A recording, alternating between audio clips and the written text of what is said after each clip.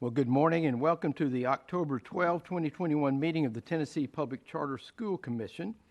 I'd like to take a moment and thank the Tennessee General Assembly for allowing us to hold our meetings at in the Cordell Hall building this week. I also would like to take a moment to introduce two new employees of the Commission. Gomer Pascal is the new Fiscal Programs Manager, and he brings a wealth of knowledge and experience to our team. We also have Beth Figueroa, who has just moved here from California. Joining us this week is our Director of Authorizing. So welcome to the Commission, and let me take a moment to thank all the staff for the continued good work you do as we're putting together a team as we begin today the first step in why we were all appointed, and that is to be an appellate authorizer. So I thank you and hope you will find as commissioners that we will demonstrate the reason the governor selected us and the rationale the General Assembly gave in approving all of us as commissioners for this Public Charter Commission. So thank you all, and I hope we make you proud today when we finish our work. Let me remind commissioners to turn on your red light when you want to speak. And before, Chase, I move to you, I also want to welcome today Commissioner Cisnet, who was in Boston yesterday as a guide during the Boston Marathon. And it was congratulations. And you shared that the person that you were guiding finished the race in, I think, a quicker time than you had anticipated. And so we are glad you're here and appreciate you, the experience that you had and the training that you went through to be able to do this in Boston. So thank you. Chase, with that, may I ask you to take a roll of the commission? Commissioner Hanson? Present. Is present. Commissioner Levine? Here. Is present. Commissioner Patterson? Here. Is present. Commissioner Cisnet? Here. Is present. Commissioner Smith? Here. Is present. Commissioner Tucker? Here. Is present. Commissioner Woodson? Here. Is present. And Chairman Griscom? Here. Is present. Mr. Chairman, you have a quorum. Thank you. Commissioner Richards reported absence from today's meeting, and I wanted to make sure that was in the record as an excused absence. We have a number of items today that will require action from us. We're going to begin with a report from the Business Operations Committee that will provide budget updates for the commissioners. Second, we will hear a report from the School Performance and Accountability Committee concerning school operations and other updates. Then we will vote on permanent rules and the Commission's mission statement during the Rules, Policy, and Governance Committee report. Today is the first time that the Commission will vote on New Start charter school appeals. We will consider one from Nashville Classic 2, as well as the Academy of Arts Charter High School. We will conclude the meeting today with a strategic planning update and reports from our Executive Director, Tess Stovall. Are there any questions or comments from commissioners? Do I have a motion to approve the agenda? So moved. Second. Thank you. All those in favor say yes. Yes. Yes. Opposed, no. Thank you very much. The minutes of the meeting held on September 22, 2001 have been provided. Does anyone have edits to make regarding the prior minutes before we proceed? Seeing none, do I have a motion to approve? Motion to approve. Second. Thank you. Any other discussion? All those in favor say aye. Aye. Aye. Opposed, no. Ayes have it. Thank you. We've now, in accordance with Commission Policy 1.200, we've reserved time for up to 30 minutes of public comment. Chase, can you please introduce any individuals who registered for public comment? And I think Ashley Thomas is going to have a statement before we start. Thank you. Thank you, Chairman. I just want to remind the public, members of the public who wish to comment, register through the Commission's website. We're asking, based on the number of comments that we've received, that each speaker limit their comments to no more than 2 minutes. To the extent permitted, the Chairman will call the speakers, or Chase will call the speakers in the order that they have appeared on the registration list. Thank you. Chase? Yeah, our first speaker is Representative Ron Gant.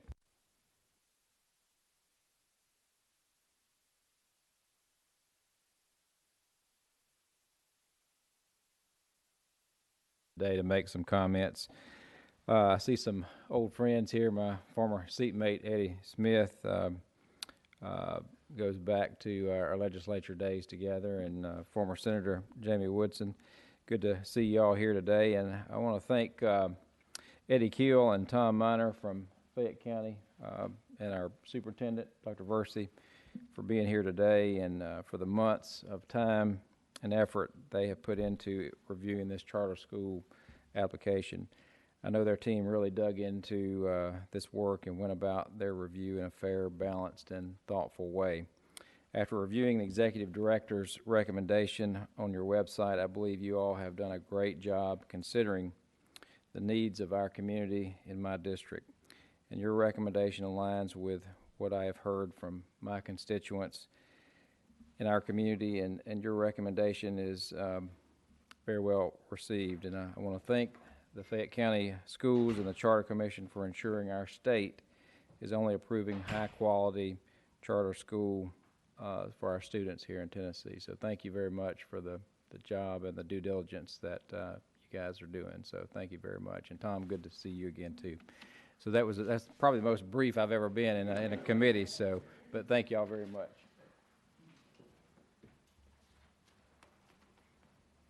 The next speaker is Jennifer Geppert Smith.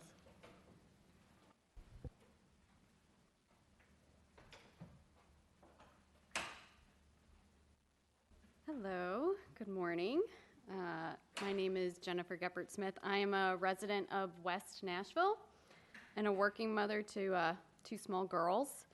I'm speaking today to express my support for a yes vote for Nashville Classical 2. Your approval is important to my family because I'm actually a future public school parent. I'm just looking for the best school to send my future kindergartner to. My eldest daughter is 4 years old and will be eligible for kindergarten in 2023. So I'm a little early, but in the middle of my search for the right elementary school. And I would like to be able to consider Nashville Classical 2.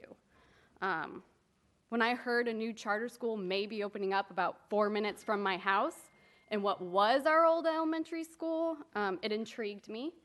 When I went online and saw that they had a curriculum based in literary classics, it excited me as a scholar myself. And then I looked and saw that they consistently rank as one of the top schools in Nashville, but also in Tennessee.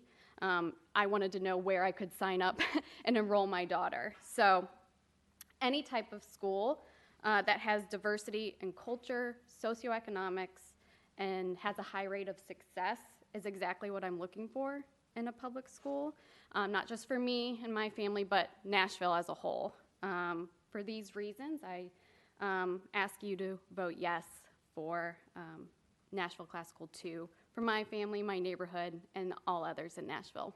So thank you for your time. Next is Charlie Friedman.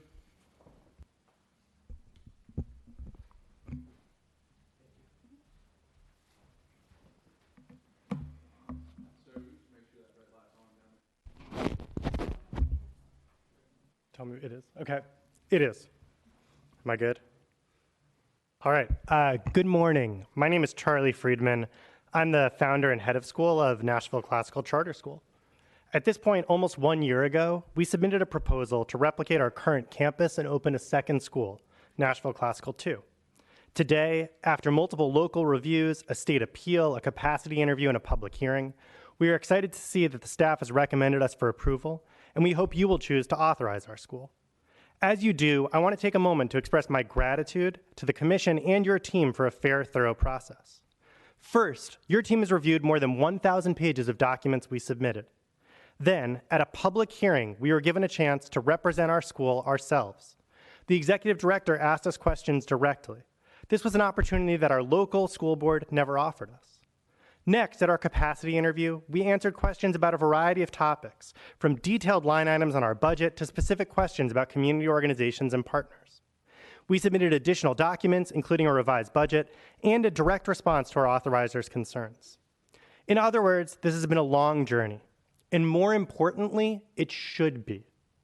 The Commission has set a high bar to authorize new schools, and we do not take these criteria lightly, nor do we take the staff's recommendation for granted. Instead, we believe we will be able to build on the success of our original campus, which is a Tennessee Reward School, the second most popular public school in Davidson County, as measured by both applications and wait lists, and one of the most racially diverse and high-performing schools in the city. Clearly, by serving more children, we can have a positive impact on our city and our state. Today, as Nashville changes, grows, and works to help families overcome generational obstacles, we believe accessible, open enrollment schools are crucial to a more equitable future. Moreover, we believe the Public Charter Commission represents another chapter in our country's history of public education, which is the story of small groups of determined people appealing to higher powers to have their voices heard. Thank you for creating the opportunity for Nashville Classical 2. On behalf of our future families, I am very grateful. Next is Courtney Blaze. Did I say that right, ma'am? All right. You'd think it'd be easier to say. Good morning, Commission members. My name is Courtney Blaze, and my children are educated, loved, challenged, inspired, and nurtured at Nashville Classical's campus in East Nashville. I'm speaking today in support of Nashville Classical, and I'm urging you to vote yes to approve Nashville Classical 2 so that families in Nashville, like Jennifer's, can benefit from this amazing school. Despite the challenges they may face outside the building each day, or challenges that some students bring with them to school, they are treated as whole, intact humans who deserve the best education. At Nashville Classical, students are allowed to reach their full potential. A community like Nashville Classical, where teachers are focused on student success, not just outcomes, where the head of school sits on the floor with students during their community meetings, and where kindergarten students study Mesopotamia, it shouldn't just be for my kids, but for all kids. By allowing Nashville Classical 2 to open a second campus, you are giving access to families to an education that encourages bravery, cultivates scholarship, and creates community. By granting this opportunity to Nashville Classical, you allow children and their parents to grow, which will impact their families indefinitely. You create a spirit, a legacy of education that will continue for generations. When you approve Nashville Classical 2, you are giving many families in Nashville an opportunity to access that which many current families can't live without. Thank you for this opportunity. Thank you for your time. Next, we're going to have Thomas Miner.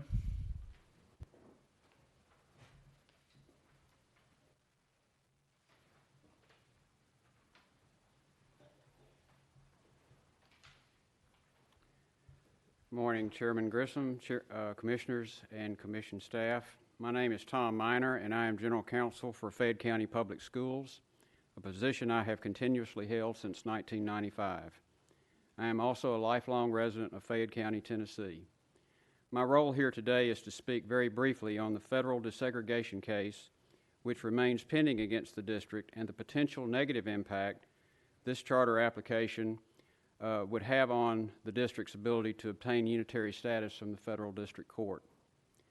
Although the case was initially filed against our district in 1965, it was the district's historic failure to comply with previous orders of the court, which ultimately led to a 2007 site visit from the attorneys with the United States Department of Justice and their follow-up letter of January 28, 2008, which served as a wake-up call to the district to take the steps necessary to gain unitary status. Since that time, the district has closed 4 elementary schools, 2 of which were court-ordered to be closed in the 1970s. And in January 2015, opened a new elementary school which brought together, in a racially diverse setting, student populations who had previously attended racially identifiable schools. Also, since 2008, the district has implemented recognized student transfer and placement programs relied upon by federal courts to maintain a racially diverse student population. The most recent and current consent order under which the district operates is dated July 12, 2013, and includes for the first time a stated pathway toward unitary status. It is the district's opinion that the charter application of Academy of the Arts Charter High School fails to consider, examine, or analyze in any detailed manner how operation of its charter high school would impact the district's ongoing court-ordered obligation to, and I quote the court, remove from your school district all vestiges of discrimination, root and branch. Thank you. Next is Mr. Eddie Keel.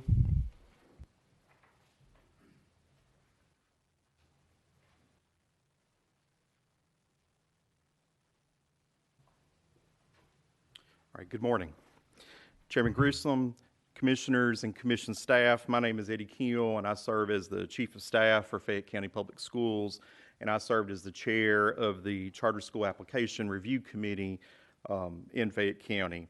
Also attending today's meeting is my superintendent, Dr. Versi Hamlet, and you just heard from our board attorney, Tom Miner.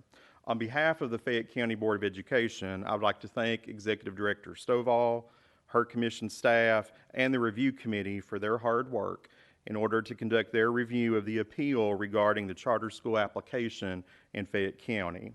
Fayette County Public Schools agrees with the findings of the Charter Application Review Committee and the recommendations of Executive Director Stovall.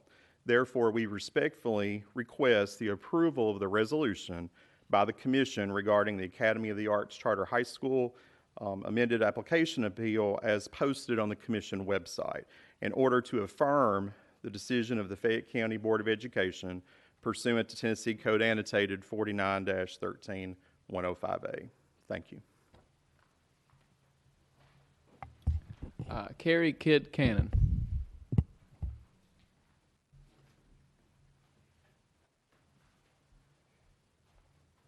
Hi, my name is Carrie Kidd Cannon. I'm a resident of District 9, and I'm here today to ask you to deny Nashville Classical's appeal.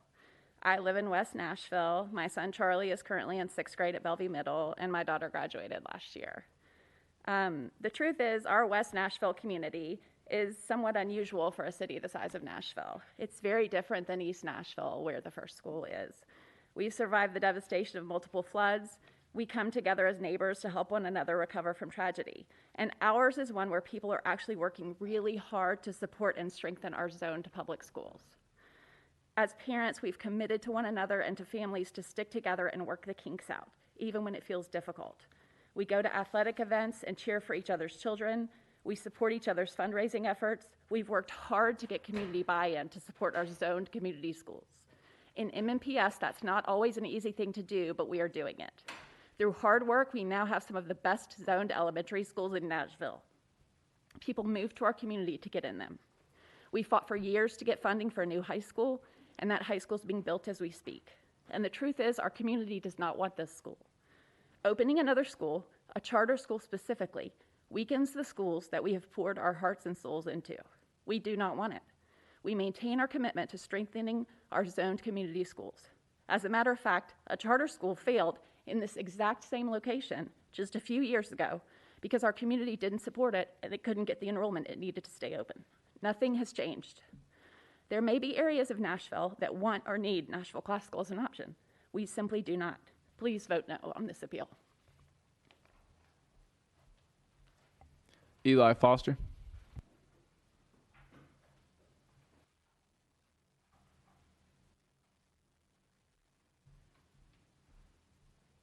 Hi, my name is Eli Foster, and I am a resident of District 9. I'm a public school teacher at Bellevue Middle School. I have 2 children that attend the local zone public school and middle school, and 1 that attends the local zone elementary school. I'm asking you to deny Nashville Classical's application. The real question is why, right? So when we ask what makes great education has 4 pillars. It's got students, which would be at Nashville Classical or a zone school. It's got parents, which would be at Nashville Classical or zone school. It's got administrators and support, Nashville Classical or zone middle school. Lastly, it has community. Do you realize that the current wait list at Nashville Classical has 1 student on the wait list from all of District 9? 1. Nashville's divided into 9 districts. 1 out of all the districts says, I want my child to go there. So if only one, why are we forcing this charter school into District 9? Furthermore, why are we forcing it into an exact space that a much larger charter organization, Lead Academy, was in and then failed? It doesn't make sense. If we look at what makes a successful school, community support is that fourth pillar. You can either have 3 pillars and be like a milking stool, only so short, only so successful. Or you can be like 4 pillars and raise a tall building, a tall school, and tall children. Without community support, Nashville Classical too will not be successful. So I'm asking you to deny because that support is not there and will not be there, just like it was not for Lead Academy. Thank you. Next we have Carmen Foster.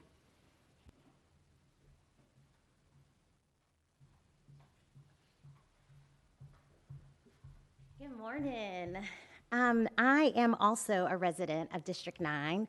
I've lived in Bellevue for 11 and a half years. Here's my shirt with our Tennessee zip code of Bellevue. And I'm also asking you to deny Nashville Classical too. My husband teaches at Bellevue. I have 3 children in the local public schools there. And we have a slogan in our community that says, "We are Bellevue," because we believe in the power of our community. We have a strong community identity, and I say that we have probably 3 of the best elementary school principals in our whole entire district. We have the opportunity, because we are building a new high school, to really take this full circle within our community. We have an opportunity to really create a cluster that has strong community-supported schools from elementary all the way through high school. I'm an involved parent. I'm a former PTO president. My kids are involved in sports teams. My daughter dances at a local dance studio in Bellevue. I was not asked or even vetted about a new charter school coming into our community. And I know if I was not consulted, I know several other parents were not either. Our community does not want this school, and we do not need it. We really do not need it. We don't have anybody in our community that's galvanizing the support. All of the support is coming from a different community in Nashville. The way for us to create a more equitable future for our kids is to take our local schools and to invest squarely in them, to invest in our principals, to invest in our teachers, to invest in our students and the families who live there. That's what we do in Bellevue. We want to make our existing schools better. We want to create community right where we have it, because we believe that our students will go on to take your jobs one day, to be in the state legislature, but to also change the world. And in order to do that, we want to keep our schools close and in the community. Thank you. And the last in-person comment we have this morning is Abigail Tyler.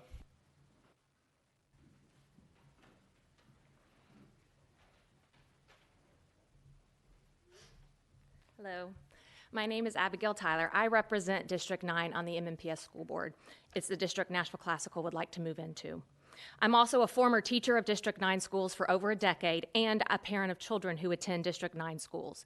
I have serious concerns about Nashville Classical opening in District 9. We simply do not need it. Not only do we have the second smallest student population, we have the lowest number of economically disadvantaged students in the entire system.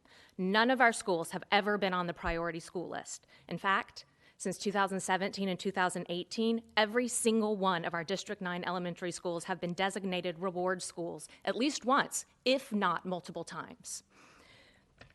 All of the TVOS scores for the elementary schools in District 9 meet or exceed Nashville Classical scores. Additionally, the community has not expressed a desire for a charter school. I've heard overwhelmingly from District 9 families who do not want and would not attend Nashville Classical. Of the handful of people in favor, including members of the Hillwood Neighborhood Association, only 2 of them had children young enough to potentially attend Nashville Classical, and only 1 of those 2 would consider sending their children there in elementary school. Enrollment in District 9 zone schools has remained steady over time, showing a commitment from our families to their zone schools. All of our elementary schools have sufficient capacity and do not need the relief of an additional school.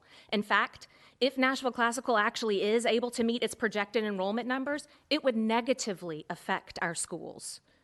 I want to take a minute and note that Nashville Classical's application, one of their top priorities is to serve more disadvantaged students. The most current numbers available show only 34.3% of their student population is economically disadvantaged. If they're having trouble enrolling economically disadvantaged students in East Nashville, how will they serve more disadvantaged students by opening in the district with the lowest number of economically disadvantaged students in all of MNPS? If Nashville Classical truly wants to help families who are economically disadvantaged, District 9 should not be their location. If they want to help families who are unhappy with the performance of their zone school, District 9 should not be that location. And if they want to alleviate overcrowding, they should not target schools that are not over capacity. It is not in the best interest of MNPS nor District 9 families to have Nashville Classical open in this location. I respectfully ask you to deny their application.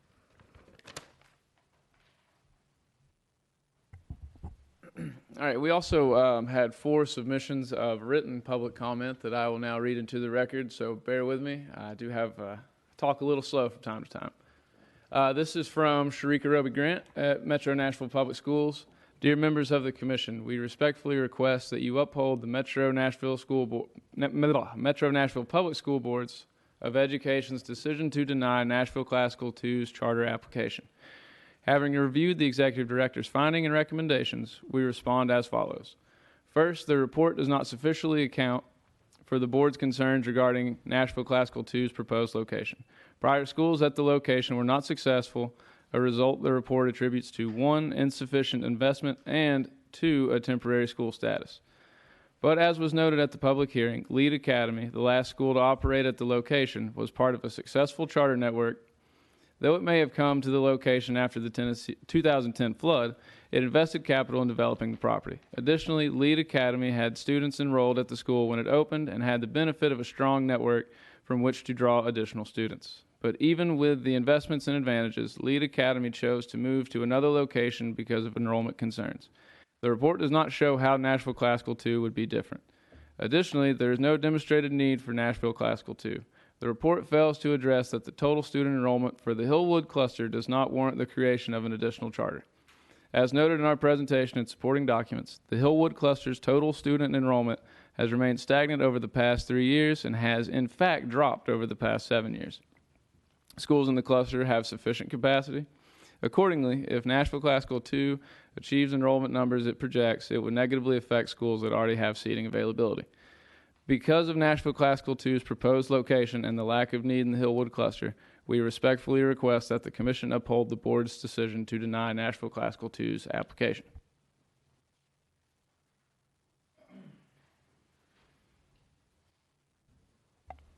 And the next written comment comes from Rachel Kelly.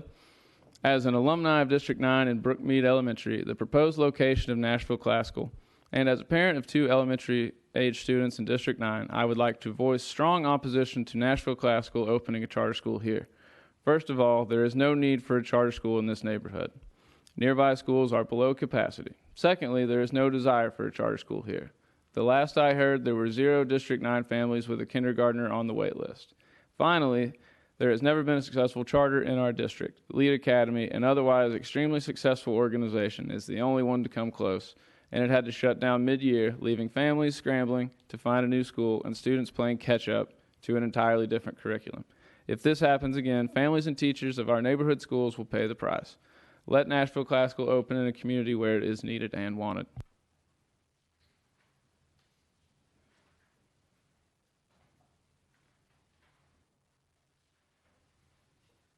All right, and this one is coming from Malcolm Getz. Nashville Classical 2 posted signs in early October 21 with these claims. Coming soon, Nashville Classical 2. Nashville Classical 2 is a free college preparatory K-8 school opening August 2022. Their website says NC2 is coming soon to Charlotte Pike. These messages are unethical. The MNPS board rejected Classical's proposal to launch a charter school. The state commission has yet to act on the proposal. Classical's lack of integrity does not bode well for its future performance. Is the state review compromised? We are Ruth Ann and Malcolm Getz. We have lived in Westmead for nearly 50 years. Our children thrived in Nashville's public schools. Our grandchild is a proud MNPS 10th grader. We serve as volunteers in public schools. MNPS offers some of the best schools in the country. For example, some families move more than 1,000 miles for a chance to enroll a student at Harris-Hillman.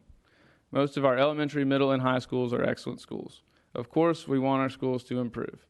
We are pleased that the mayor and council increased funding for higher pay. Yet, MNPS continues to have unfilled positions for teachers and other staff. We need more funds to operate better schools.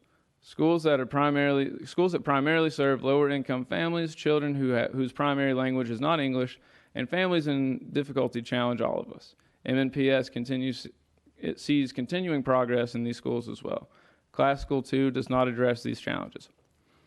Charter schools have not performed well. The state relied on charter schools in its ASD. After 8 years of struggle, the state recognized that students in charters perform no better than similar students in local public schools.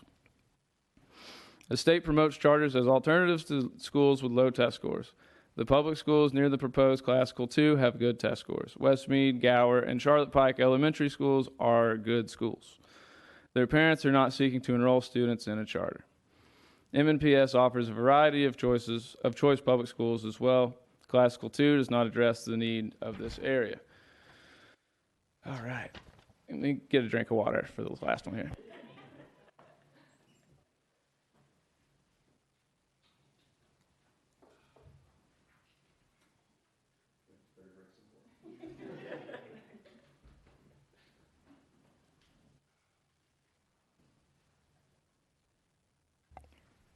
All right, this last one is from Amy Frogue. My name is Amy Frogue. I served for 8 years as a school board representative for District 9 in Nashville, where Nashville Classical is proposed to locate. I apologize for being unable to participate in person, but this hearing was scheduled during fall break, and I am traveling with family. I was also unaware of the September 1st hearing about this appeal, or I certainly would have been there, along with many community members who are staunchly opposed to the opening of Nashville Classical in our neighborhood. Unfortunately, no one in our area knew about the hearing. Out of all current and former elected representatives in District 9, I know of only one who has expressed support for Nashville Classical. Other elected representatives have repeatedly warned Nashville Classical leaders that this school is unwanted and unneeded in the district. But the school's leaders have ignored both our democratically elected leaders and the wishes of the community. Parents, teachers, and community members in District 9 have expended immense amounts of time and energy to improve our community schools. Every time we get a foothold, the state invariably throws another roadblock in our way, thwarting progress. If you open this school against the will of our community, it will close, and then we will have to clean up the mess yet again. Let me explain.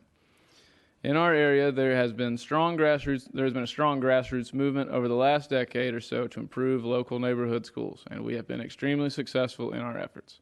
The opening of Nashville Classical will negatively impact public education in District 9 and damage our community's efforts to support the neighborhood schools that serve the vast majority of children in our area. Studies have repeatedly confirmed the negative impact of charter schools on neighborhood schools, and this is something I have personally experienced both as a public school parent and a school board representative. The school board has expressed valid concerns about the negative fiscal impact of Nashville Classical on other schools in the area, proven through research and also through experience with charter school proliferation in our city. In addition, it is common practice for charter schools across Nashville, which serve only a tiny percentage of MNPS students, to dump substantial numbers of low-performing students back into our community schools right before state testing time.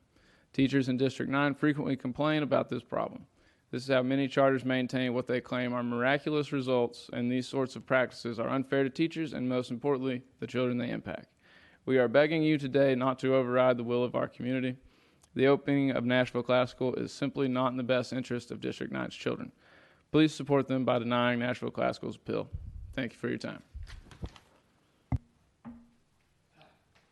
Thank you. Our first agenda item is a report of the Business Operations Committee, and I'd like to recognize Commissioner Hanson on this item. Dave? Thank you, Chairman. The Business Operations Committee's recent work is focused on the Commission's budget as we close out fiscal year 2021 and look ahead to next year.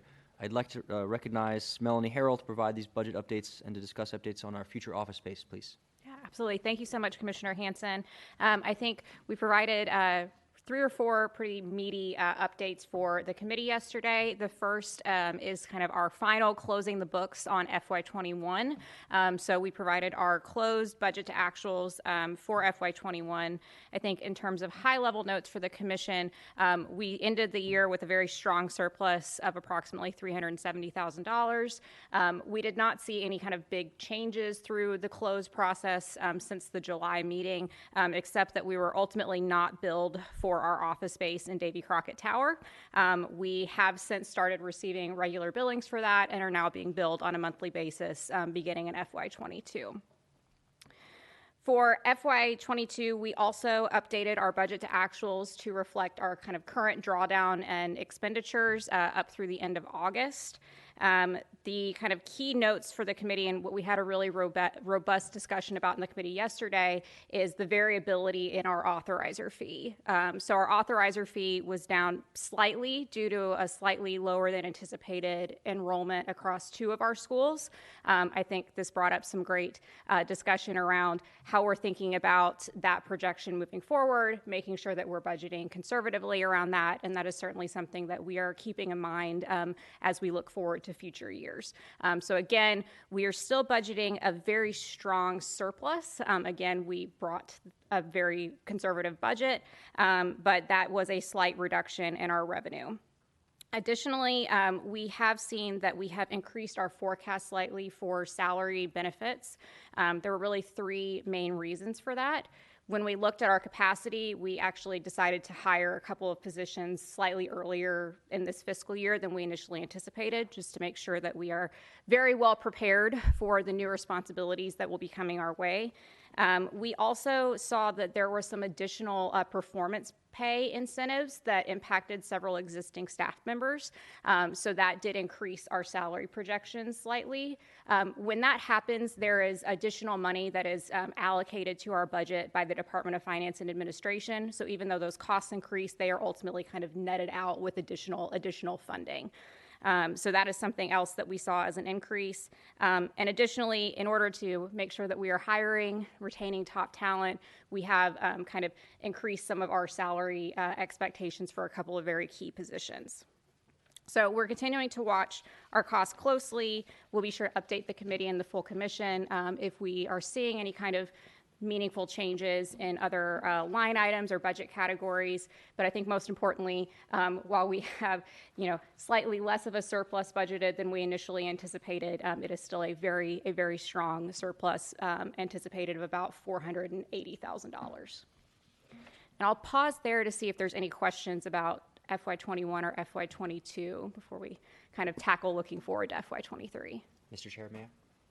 I wanted to just thank Melanie and team for dealing with the Rubik's Cube that is trying to figure out how many students, how many schools, and the average daily membership that kind of goes into those numbers. So I think they've done an exceptional job. I know Commissioner Smith and Commissioner Woodson and I have made some requests of Executive Director Stovall and Melanie's team around showing us some sensitivities around what happens if for future decision making. But I don't have a further question other than just thank you. Thank you. Melanie? Thank you so much. In terms of looking forward to FY23, we are already in the middle of kind of budget season for that, as wild as it seems. So we have provided our initial budget to the Department of Finance and Administration. That's been submitted. We are working very closely with them, and they know to expect potentially a revenue expansion request from us as we look at how many schools we will be adding. That will come with additional students, additional authorizer fee. So we will be updating them regularly as we get a better sense of what our projected school numbers and enrollment numbers are for FY23. We also have a very exciting opportunity as part of our move to the 8th floor of Davy Crockett Tower. We had an opportunity to build out and co-own a new conference room space that would be shared with the State Board of Education. This would be very convenient. It would allow us to hold these meetings there, committee meetings there, and these would be a reserved space solely for the Charter Commission and the State Board. So we're very excited about that opportunity. We've been working closely with General Services and State Technology to think through outfitting and equipping that space with anything that we would need to support live streaming and those sorts of initiatives. So What we discussed in the committee meeting yesterday is that this did slightly increase the projected cost of that space. It is still well within the budget. It is certainly captured in our projected budget, so there's not any concerns there, and we feel it is a very reasonable cost for the benefit that it will provide this body and our staff. So we did ask the committee yesterday to just affirm our decision to move forward with securing and equipping that space, and we did get a positive recommendation there. So with that, are there any questions about FY23 as we look forward already to the next fiscal year? Let me ask one question. The outfitting of the meeting space we're talking about also is a shared expense with the state board. Is that correct? That's what I thought. Thank you. Any questions from other commissioners? Is that your report, Melanie? That is. Thank you so much. Well, thank you, Commissioner Hanson. Thank you and your committee for your work. We're now going to move to our School Performance and Accountability Committee. The chair, Commissioner Chris Richards, as we announced earlier, has an excused absence, and Commissioner Sisnett is going to do the report. Durbin? Thank you, Chairman. At the School Performance and Accountability Committee, the committee was provided a school operations update, and we also received an update on ESSER 3.0 plans and our consolidated funding application. I'd like to recognize, again, Melanie Harrell and Kelly Croneman to provide an overview of these updates to the Commission. Thank you so much, Commissioner Sisnett. And if it would be okay, I would love to ask that our Executive Director, Tess Stovall, actually provide us with our school operations update, if that would be okay with you. Thank you, Tess Stovall. We had a robust discussion at last week's committee meeting about where each of our authorized schools are currently at. We are into the first quarter of the school year. We have approximately 1,800 students in the Charter Commission District across 4 schools, which is really thrilling and exciting. We had the opportunity to review some available TN Ready and accountability data for the schools that did test in the spring. All schools achieved the 85% threshold required for that accountability data not to be held against them. But it was an opportunity both for the committee to get an update and also for the schools to really use that data as they're transitioning back into the in-person setting. I will say, like all of our schools and across the state, COVID-19 continues to be a challenge. We are seeing our schools having to navigate quarantining of students who have tested positive or been in close contact. So we're working very closely with them, and I think they are doing, as all schools across the state are doing, as best as humanly possible. But it's certainly a continued rough road for our schools, and we're just really proud of where they are today. We are also seeing, getting back into the culture of having school in person 100% of the time is back to resetting expectations for students and teachers. So we see that's happening across our schools to really building that community environment in person again is taking a lot of intentionality. And the last thing that we did talk about at the committee for our current schools is a part of our annual monitoring process that happens at the beginning of the school year. We are checking to see teacher licensure and ensuring that all appropriate notifications as required by state and federal law are made to parents. So this is something that we do annually. We work with all of our schools to make sure everyone is appropriately licensed, endorsed for the courses that they're teaching, and if they're currently out of an endorsement area, that we are notifying parents. So we are continuing to monitor this. This is something, it's a statewide issue when it comes to recruitment and placement of teachers. The pandemic has exacerbated that issue, as you probably have seen in some of the news reports. So our schools are feeling that as well, but we continue to work through with them as necessary.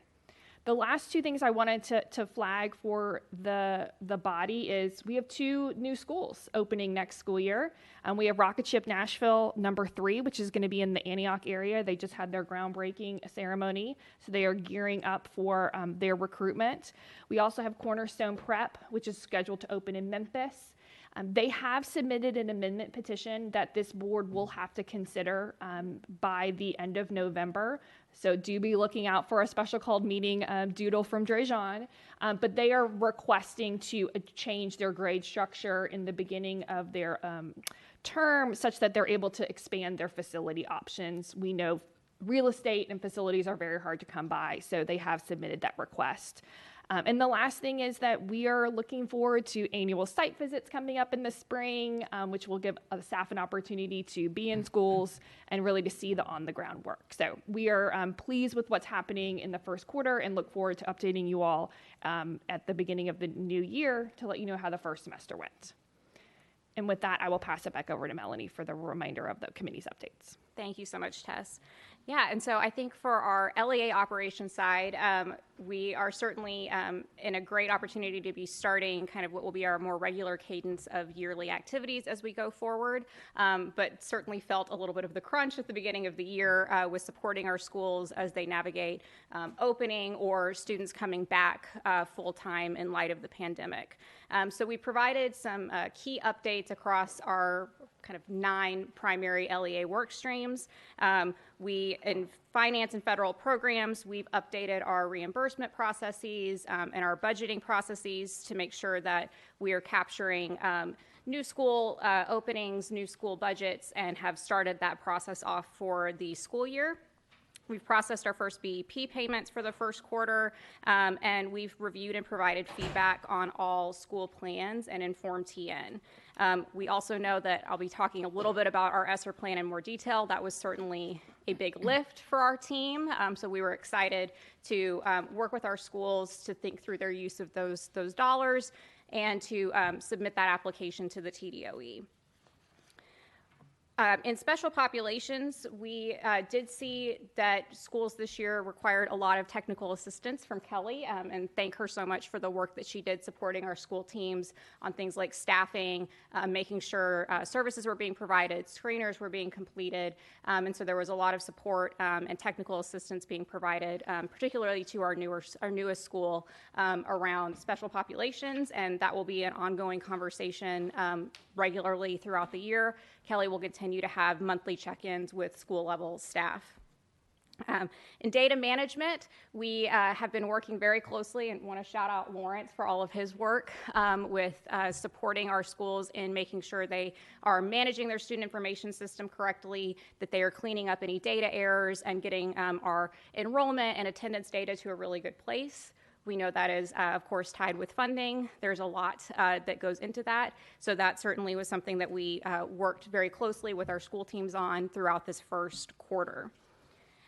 We have also been working, as Tess mentioned, on reporting and oversight. So our schools submit monthly through our reporting calendar, compliance and reporting documentation. So we've been working closely with their teams on those monthly submissions, as well as checking things like licensure and personnel requirements to ensure that any required notifications for parents are going out at the correct time and in a timely fashion.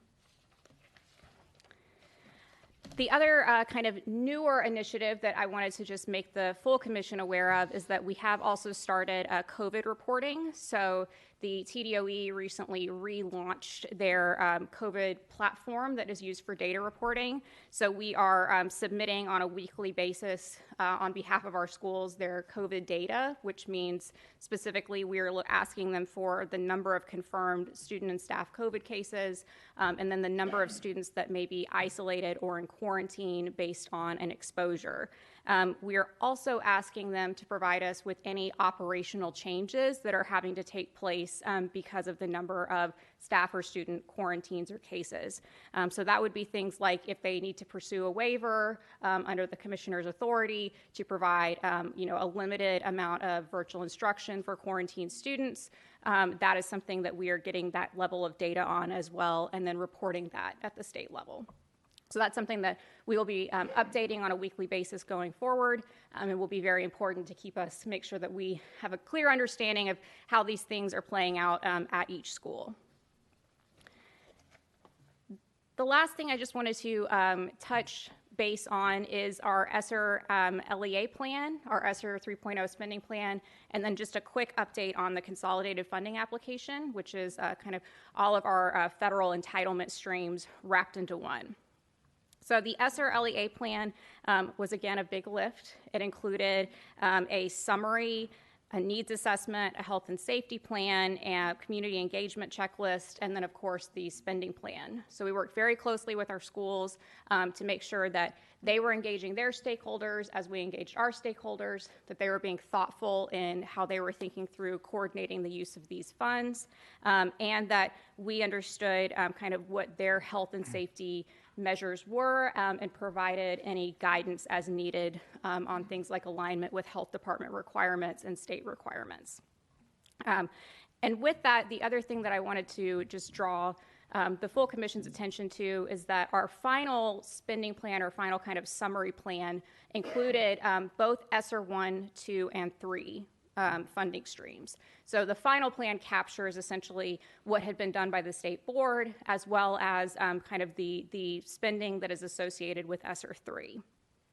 So with that, we have, I think, submitted our final revision to the department and are just awaiting final sign-off on that plan before we can then sort of release those funds to our schools and let them begin drawing down as needed. On the consolidated funding application, there was a slight delay that was released a little bit later this year than it has in the past.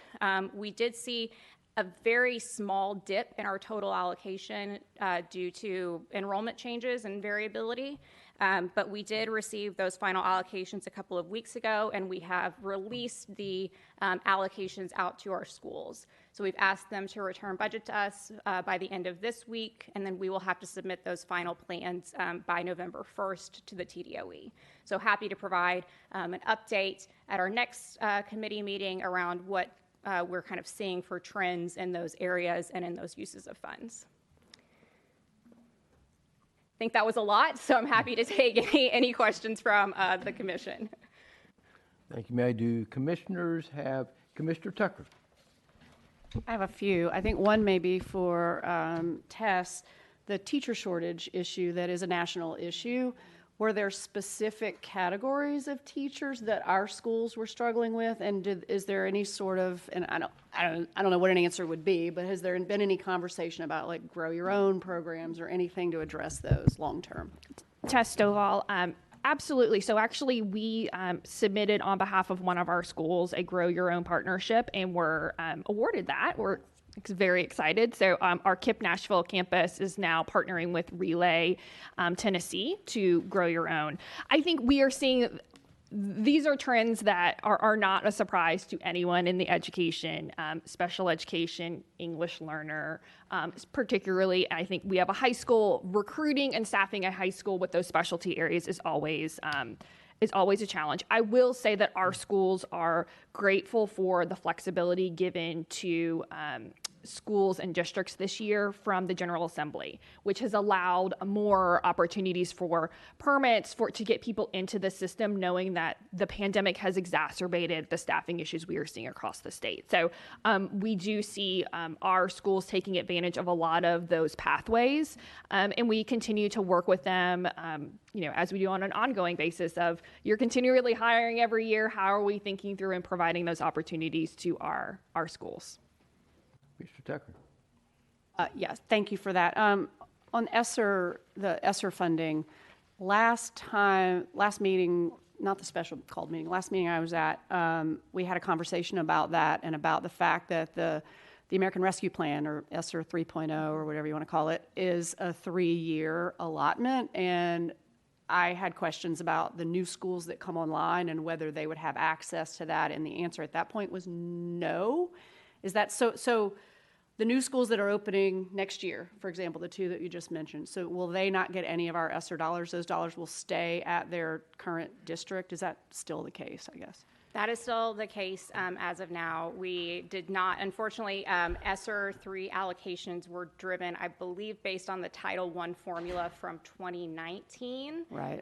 So it unfortunately just did not capture a rapidly growing district and allocations very well. So is there a legislative, could there be a legislative fix for that if there was an appetite for a legislative fix, or is it just too late? I don't know enough about how those plans or all the dollars are committed. It just seems like, as you know, schools that come on board next year are going to have pandemic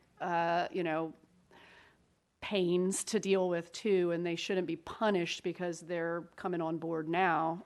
If anything, they should get more relief dollars, but nobody asked me. Absolutely. Yeah, unfortunately, I can't speculate enough about the legislative history. I mean, certainly we have seen additional investments from the General Assembly, from use of gear funds, things like that. So we are hoping to kind of strategically maximize any additional investments that we get to make sure that we're able to target those at any new schools. We are also having ongoing conversations with the TDOE around the federal funding formula kind of writ large and how those allocations are determined, just to make sure that we are talking through any flexibilities that we have, any ways that we can maximize the way those funds are being generated and being captured and allocated to schools. Because IDEA has a provision for like rapidly growing schools to be able to tweak IDEA dollars. So yes, that's correct. And then my last question, and then I'll stop. The consolidated funding, you said it was down slightly because of changes in demographics. Were those in any of the specific streams, or all were they EL dollars, IDEA dollars, all of the above, Title I? So we saw our EL dollars actually go up slightly. We saw a slight decrease in our Title II allocations. Slightly fewer teachers were hired. And then we saw a slight decrease in our Title I allocation, primarily just enrollment being lower overall. So I think it was about $36,000 less than what was anticipated. So it wasn't a huge reduction, but it did kind of change slightly some of the makeup of those funding streams. And the IDEA dollars stayed the same or went up? They, I believe, went up very slightly. It was mostly the same. Okay, thank you. Those are all my questions. Thank you. Other commissioners have questions? Commissioner Sisnett? Thank you both very much for these updates and for the work of the whole team preparing these updates to the commissioners. So let's move to our next item, which is a report from Rules, Policy, and Governance Committee. Commissioner Patterson, I'd like to recognize you to provide the report from the committee's meeting yesterday. Thank you, Mr. Chair. Yesterday, we had another very good discussion with our committee. We discussed a policy and 2 rules, and so the committee voted on policy 1.000. That is the mission statement for the Charter Commission, and our General Counsel, Ashley, will discuss that policy with us. Absolutely. Thank you, Commissioner Patterson. The mission statement was developed by our Director of External Affairs, highlighting the results of a survey of stakeholders and in conversation with other commissioners. After discussion with the Rules, Policy, and Governance Committee, the language of the mission up for approval on first reading is as follows. The mission of the Charter Commission is to provide positive academic and life outcomes for Tennessee students through access to high-quality public charter schools. The effectiveness of these schools will be ensured through approval and support using rigorous oversight, transparency, and accountability. Is there any discussion? Chase, we will not ask you to have to say a word other than call the roll here in a minute. Any commissioners have any comments? If not, I entertain a motion to approve. So moved. Thank you. A second. Second. Thank you. Any other discussion? This one requires. Thank you. This is the mission statement as amended. That's correct, sir. Thank you. Does my. That is correct. I'll accept that. Okay. Yes. Thank you. Second. Thank you much. Thank you for reminding me of that, Chase. You want to call the roll?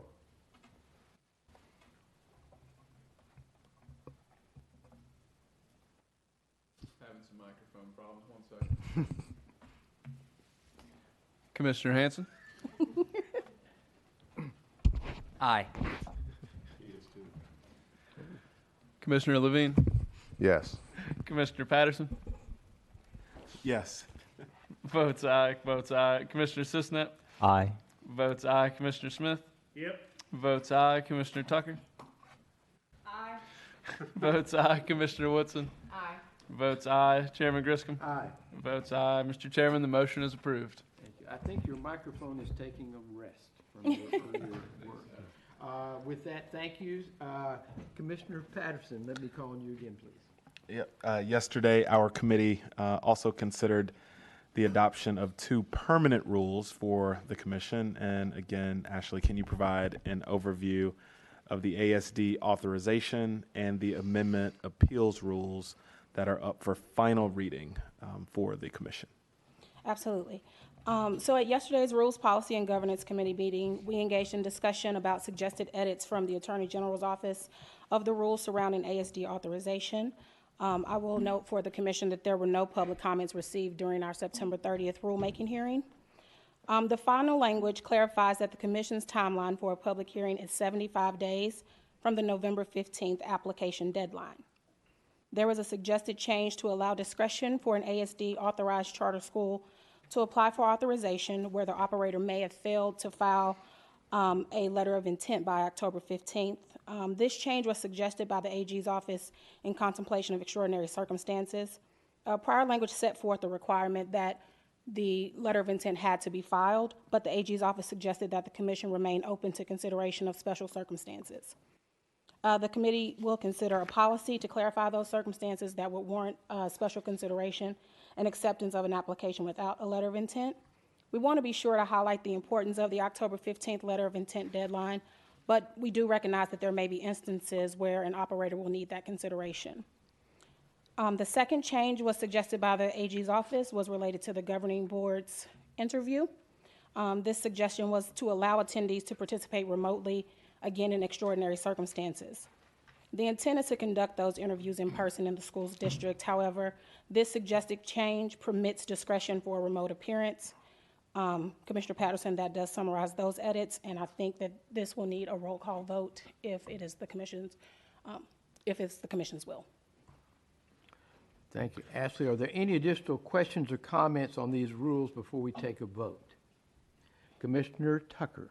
I just want to point out that those of you who are confused by my brevity on this, we had a robust discussion yesterday, and I asked all my questions there. So I didn't want you to get confused.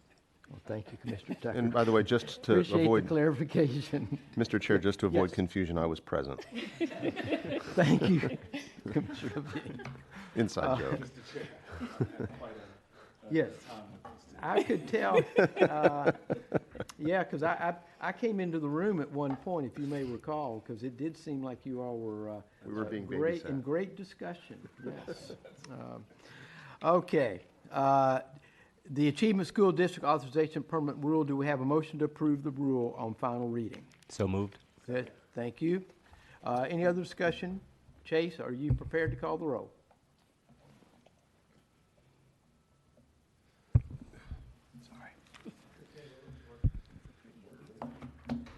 Commissioner Hanson? Aye. Votes aye. Commissioner Levine? Aye. Votes aye. Commissioner Patterson? Aye. Votes aye. Commissioner Sisnet? Aye.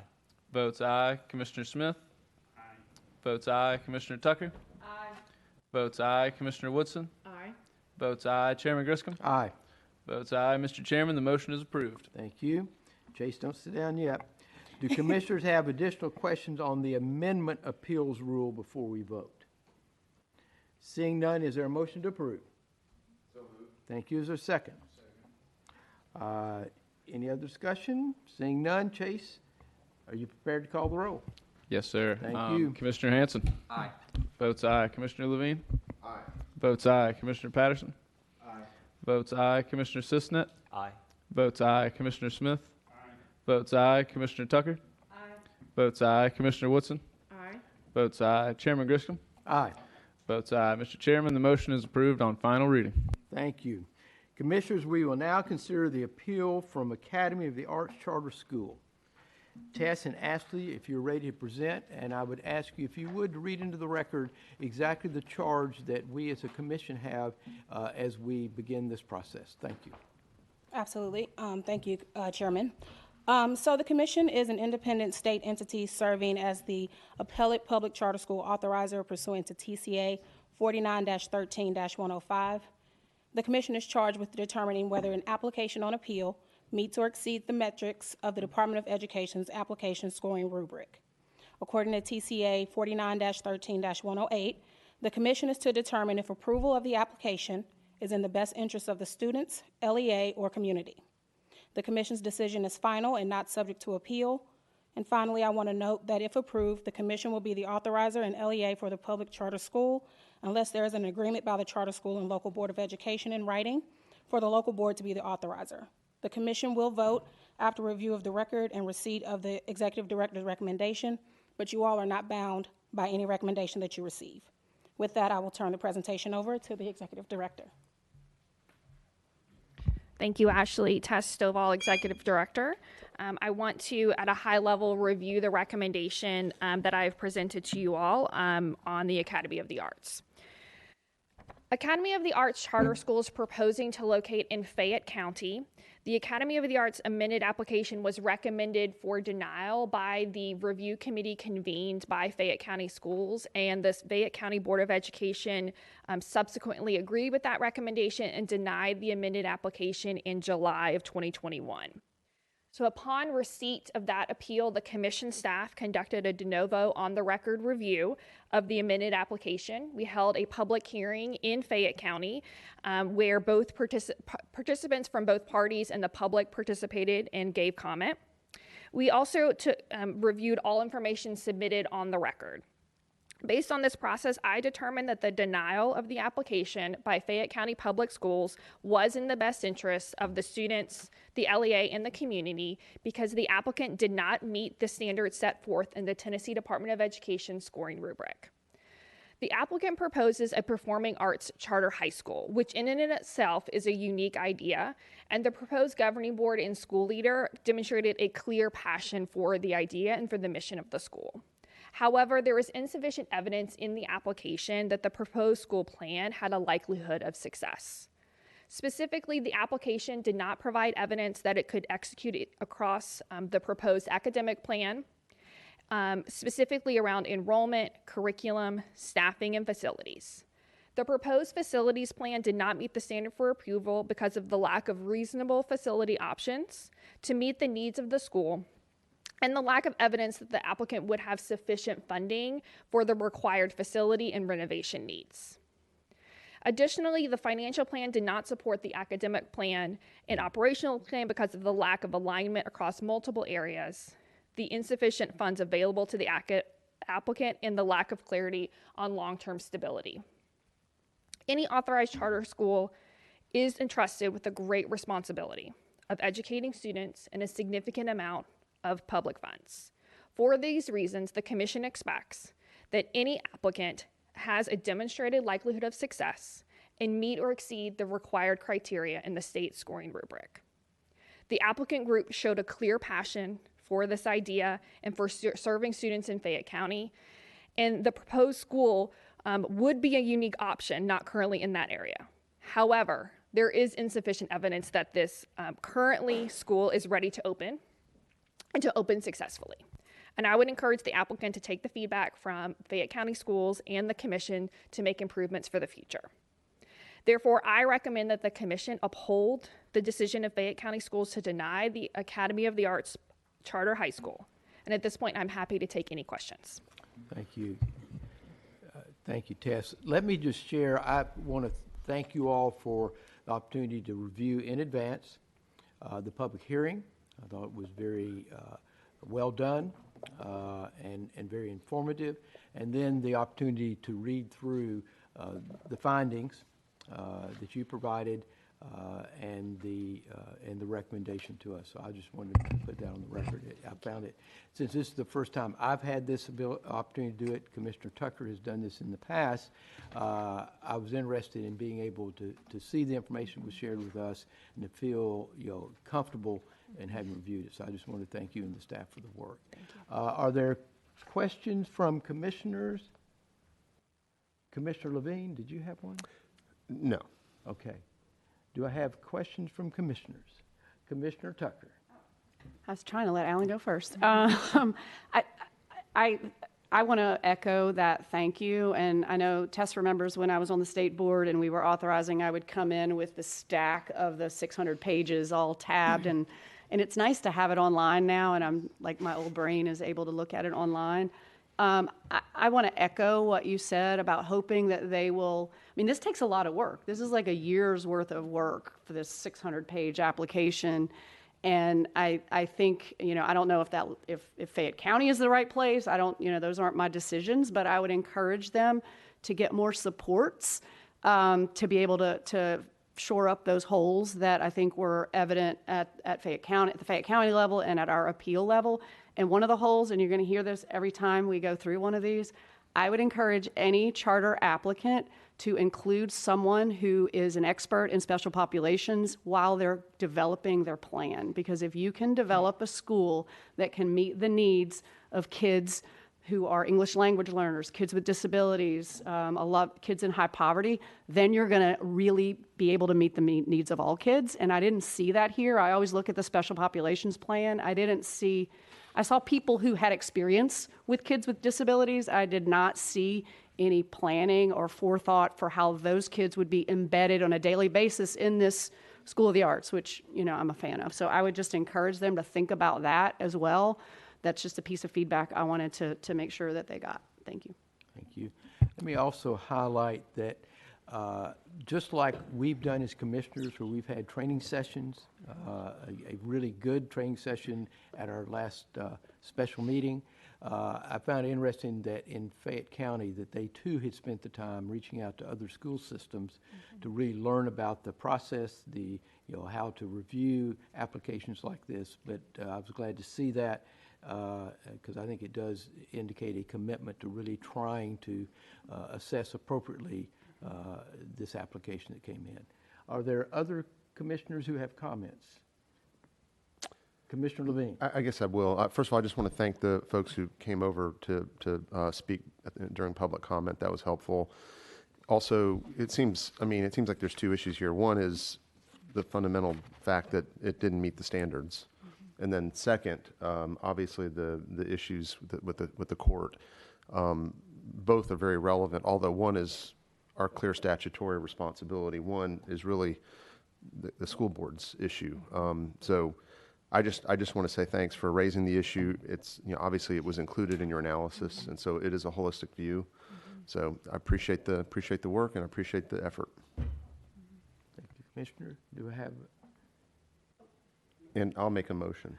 Okay, yeah, let me entertain a motion to uphold the denial of the Academy of Arts Charter High School amended application. So is the motion, that is the motion, to uphold the denial or to approve the recommendation? What is the actual language? This is our first time, so. Yeah, I'm reading from the script that was given, so yes. So the motion would be to approve the resolution, which upholds the denial. That's my motion. There we go. I move the resolution which upholds the denial. Got you. Is there a second? Second. Thank you. Any other discussion? Chase, would you call the roll? Oh, here we go. Commissioner Hanson? Aye. Votes aye. Commissioner Levine? Aye. Votes aye. Commissioner Patterson? Aye. Votes aye. Commissioner Sisnet? Aye. Votes aye. Commissioner Smith? Aye. Votes aye. Commissioner Tucker? Aye. Votes aye. Commissioner Woodson? Aye. Votes aye. Chairman Griscom? Aye. Votes aye. Mr. Chairman, the motion is approved. Thank you. We're now ready to move to a presentation from Tess and Ashley regarding Nashville Classical 2. I'd like to call on you to make your presentation, please. Thank you very much. Tess Stovall, the second appeal before you all today is for Nashville Classical 2. It's proposing to locate in the western side of Davidson County. Nashville Classical 2's amended application was rated as meeting or exceeding the standard of the state scoring rubric by the review committee that was convened by Metro Nashville Public Schools. However, the Metro Nashville Board of Education denied the amended application in July of 2021. Upon appeal, the commission staff conducted a de novo on-the-record review of the amended application, held a public hearing and accepted public comment, and reviewed all information submitted by both parties. Based on this process, I determined that the application met or exceeded all of the standards outlined in the state scoring rubric, and that the approval of the application is in the best interest of the students, the LEA, and the community. The applicant sponsor, Nashville Classical, is a proven charter operator in Nashville with an existing school serving grades K through 8. The school has a strong academic performance in its current school, regularly outperforming the academic proficiency rates of Metro Nashville Public Schools, while also serving a intentionally diverse population of students.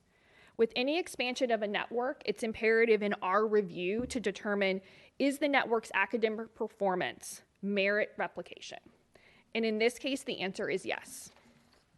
Operationally, the applicant has a strong governance and management model.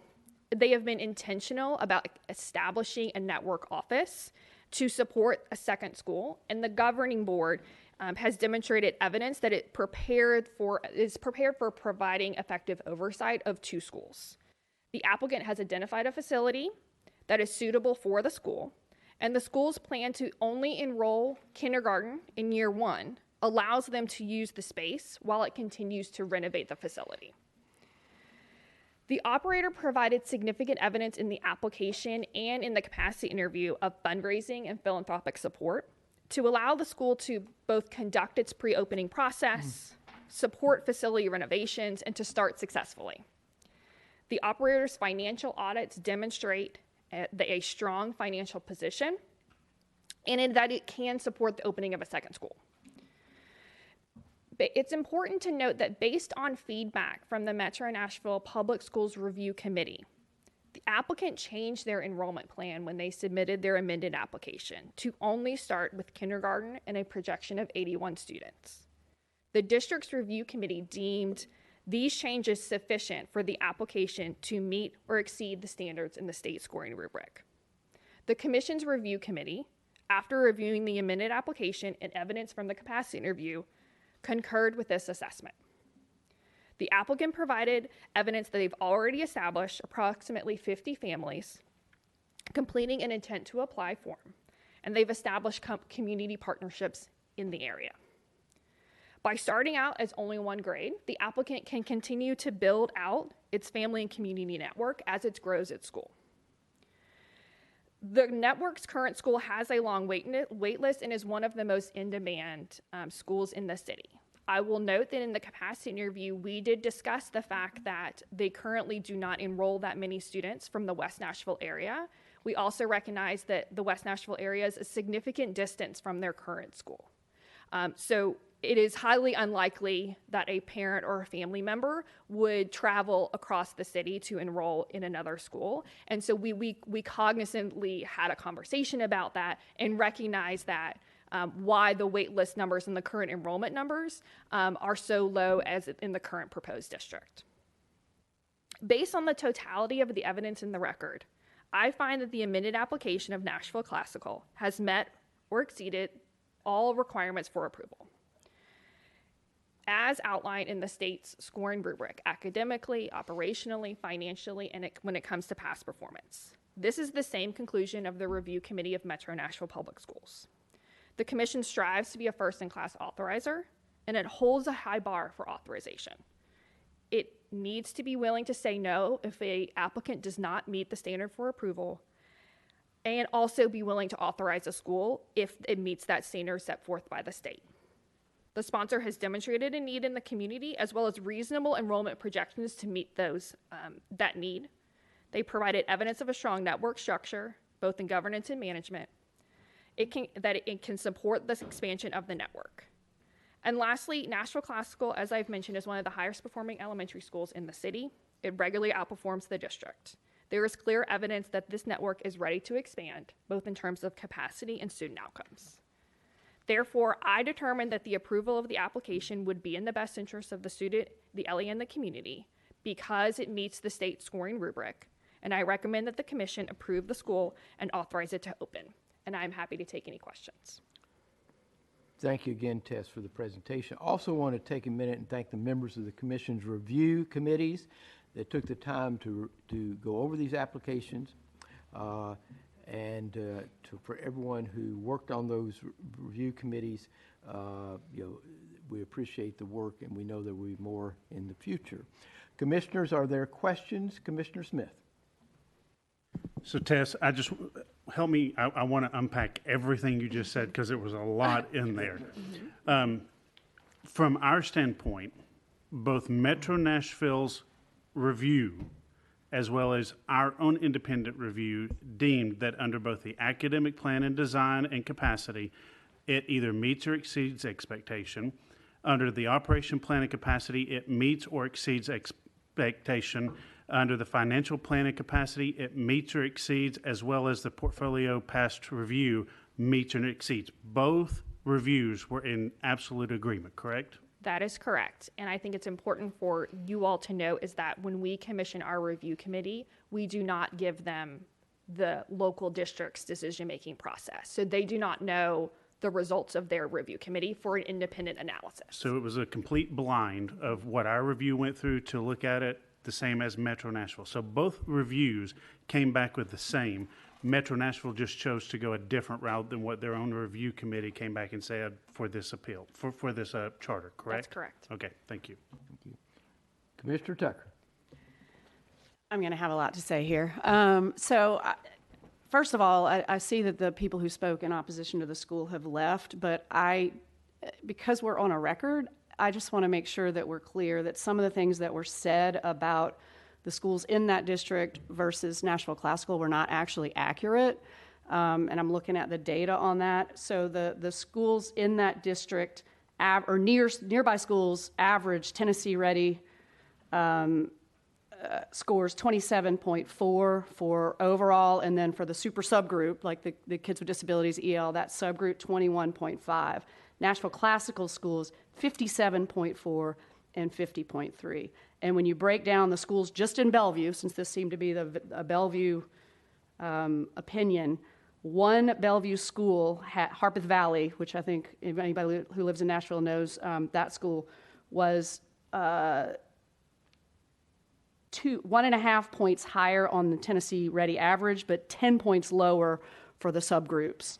And so all of the rest were at least 18 points lower on Tennessee Ready, and none came close on the super subgroup. So I just think it's important. Facts matter, and I just want to make sure that those facts are on the record. And is this a question? Is that accurate? Tess Stovall, the applicant provided Tennessee proficiency data in their amended application. That's on the record, so you can see the comparison across those schools. Okay, so I think I just wanted to make sure that was clear, because the things that were said from the podium did not accurately reflect that. So I wanted to make sure that was clear. The next thing I just wanted to say is Nashville Classical, I have had the good fortune to spend, I haven't been there in a couple years. Good to see you guys. I've stayed away when this happened just to make sure that there was a clear line. I've been in that school maybe a dozen times when I worked for Mayor Dean and after. I have watched Charlie Friedman, when kids enter that building, he is out front. He shakes hands with every child. He says their name, asks if they're going to do their best that day. It is an amazing school. It is full of joy and rigor, which is a hard thing to balance. And so I am thrilled to have this school, the first one that our review committee recommended approval of. I think it's a great way to start, assuming we all agree to approve it. I also just want you, Tess, you mentioned the wait list issue. The fact that there is a parent in West Nashville who is willing to travel across that traffic every day to go to Nashville Classical, to me, is something like that says a lot. So I didn't think that that was a bad fact. The one thing I wanted to say that I want to encourage the team at Nashville Classical, in the application, the projection for special education was only 10%. The national average is about 14% going up.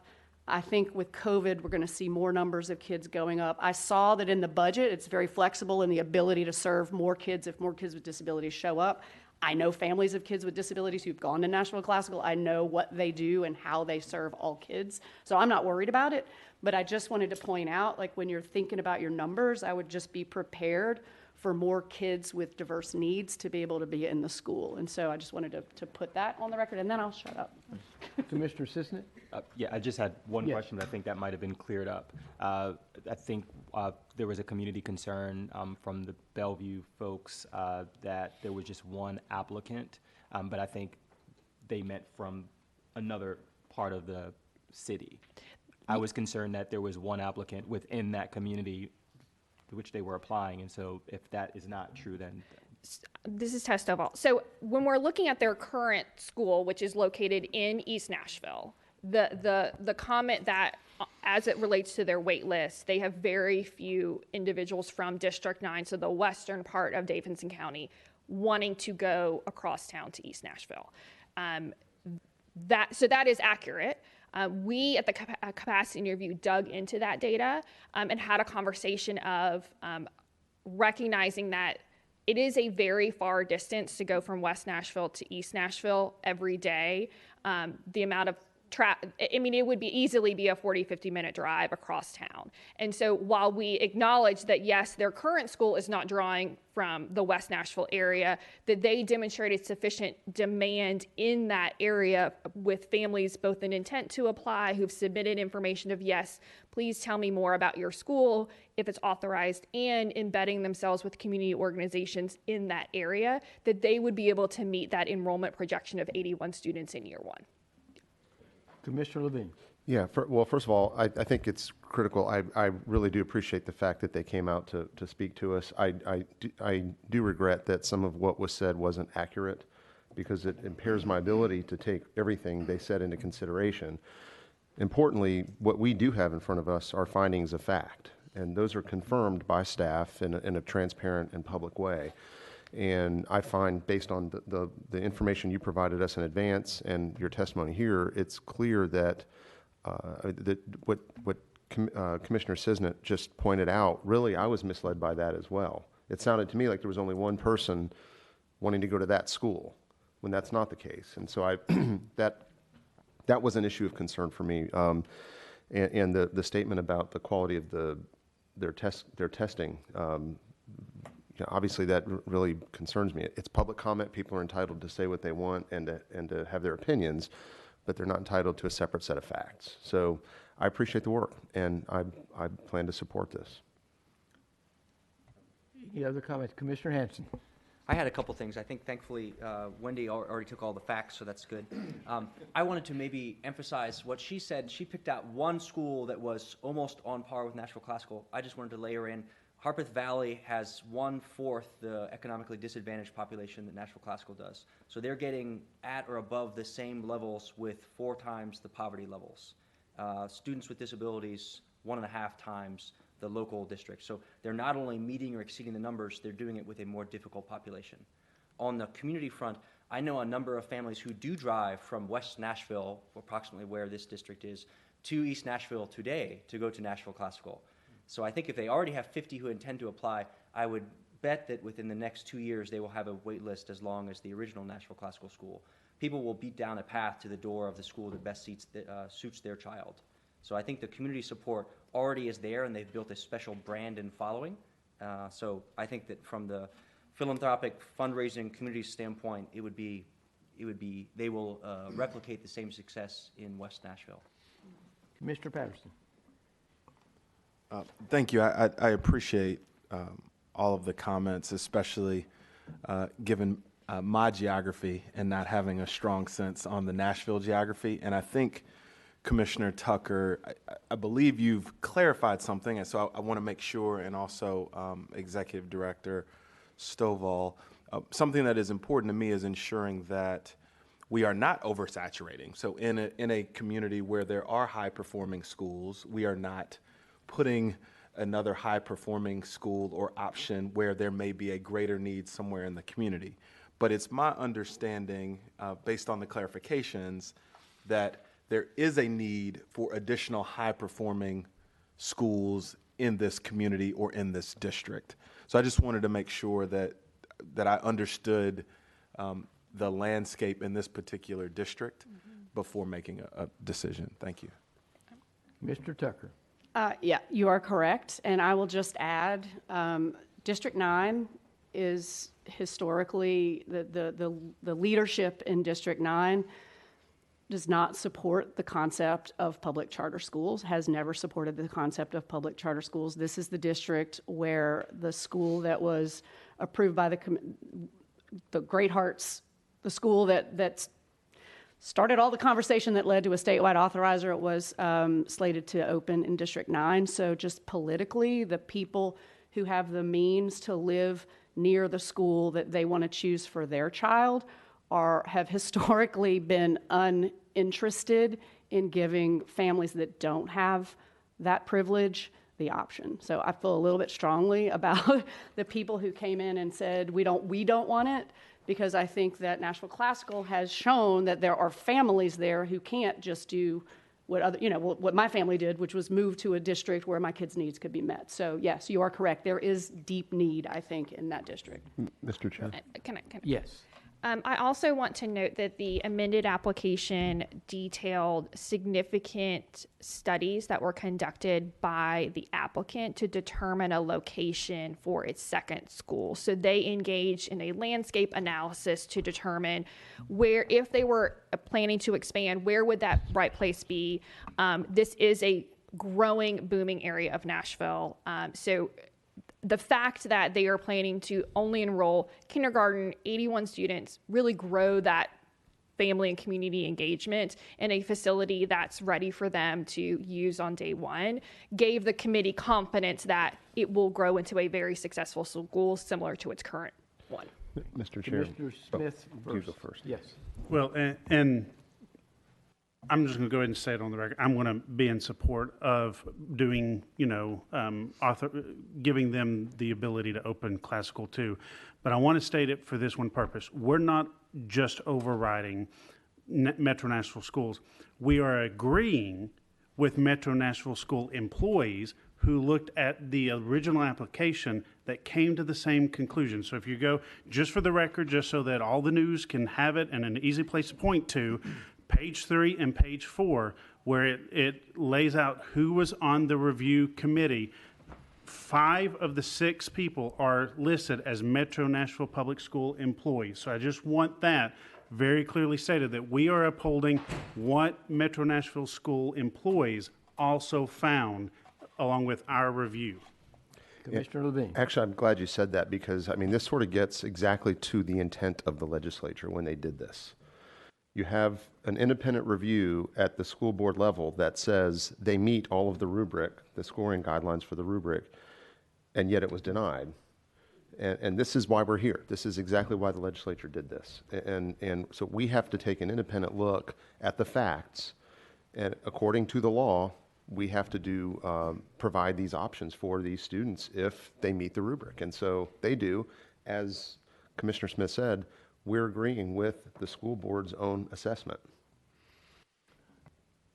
Commissioner Hanson? Would you entertain a motion to approve? I was just getting there. Is there any further discussion?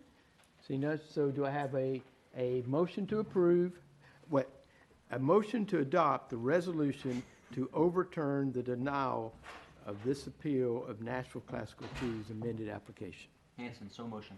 Second. I'll give it to Wendy. Oh, no, Jamie, it's all yours. Thank you. Is there any other discussion? We're waiting as Chase comes back.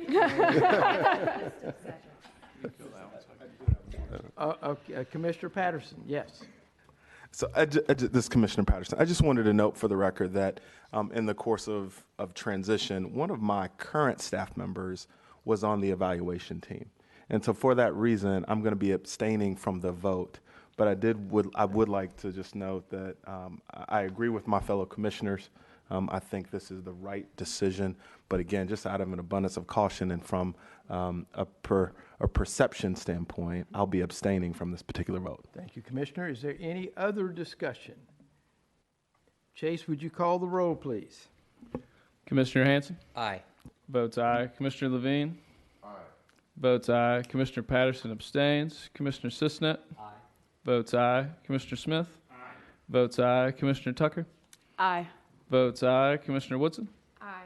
Votes aye. Chairman Griscom? Aye. Votes aye. Mr. Chairman, the motion is approved. Thank you. Tess, let me thank you and Ashley for the work, and we are ready to move to our next agenda item. It's an update from Chase and Regine Cummings on the Commission's strategic planning process. So if you all are ready to give your update, we're ready to hear.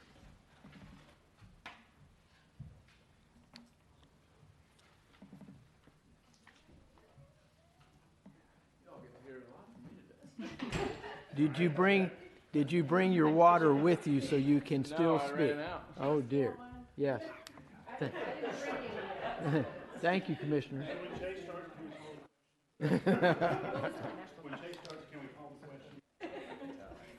Okay, are y'all ready?